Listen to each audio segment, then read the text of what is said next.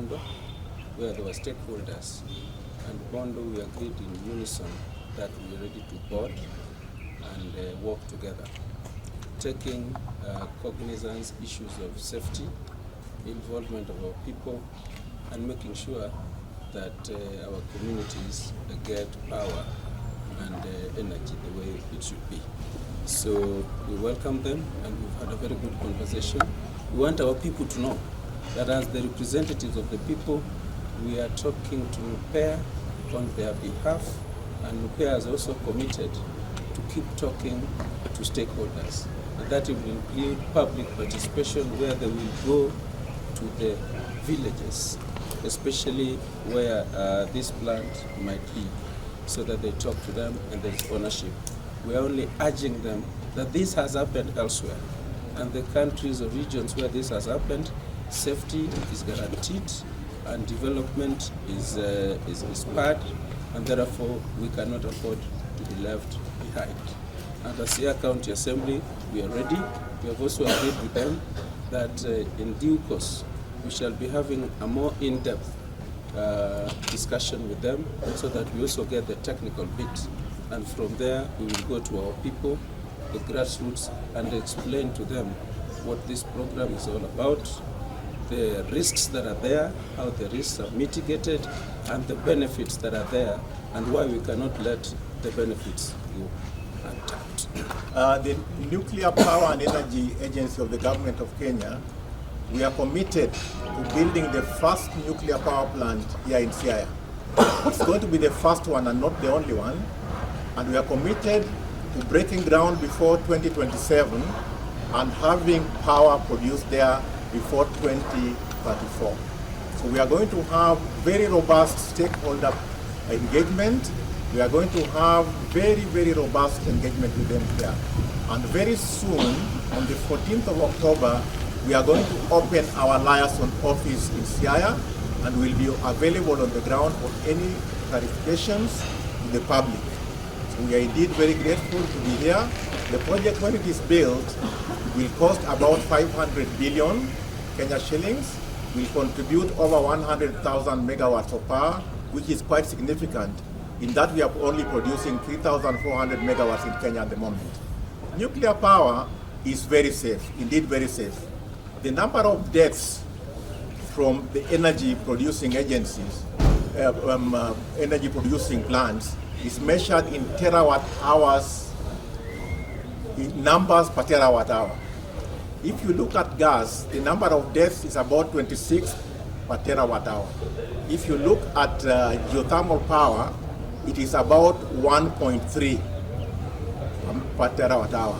And hydroelectricity is a little higher. But nuclear power has got nuclear, solar, and wind power. The deaths per terawatt hour are 0.03, about there. So it is extremely safe. A lot of safeguards are built in it, and in constructing our plant, we will be following the guidelines from the International Atomic Energy Agency, which has got very rigorous standards. So we assure you that there is a lot of safety in the plant. At the construction phase of the plant, we will create between 7,000 and 10,000 jobs. When the plant is operating, there will be about 1,000, 2,000 jobs created, which will create a small town near where the plant is. So we have 8 potential sites we are investigating, and we hope and pray very hard that before the 2027, we would have broken ground to build this power plant in Siaya and have power by 2034. The sites are in Bondo and Rarieda, between Ugambe and Dagamoyo. There are 8 of them, and we are going to look at one. You know, there are various engineering characteristics which we need to look at, and also settlement.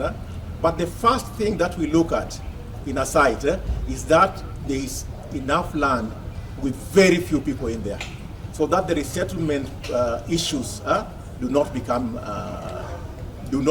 too expensive and delay the project.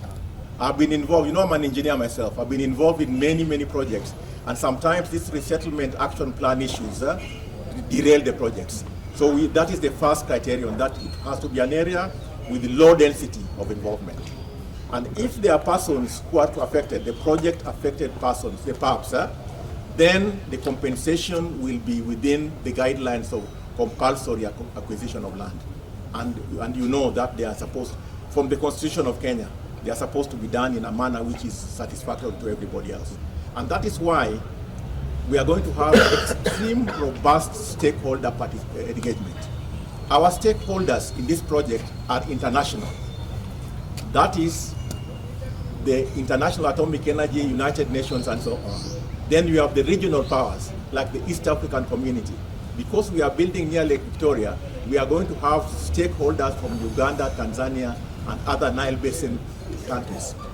Then we are also going to have national stakeholders, right from the executive, the presidency and the executive, the judiciary at that national level, and the House of Parliament, the two of them.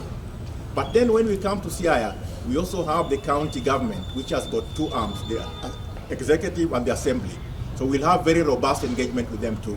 But below that, we also have stakeholders, CBOs, NGOs, schools, church groups, name it, the border groups and all that. Anybody who is likely to be affected by the project or has an interest in the project or is a stakeholder will be engaged with robustly. That's why we are opening an office. We are going to inspect it today. An office through which this will be done in a most robust manner.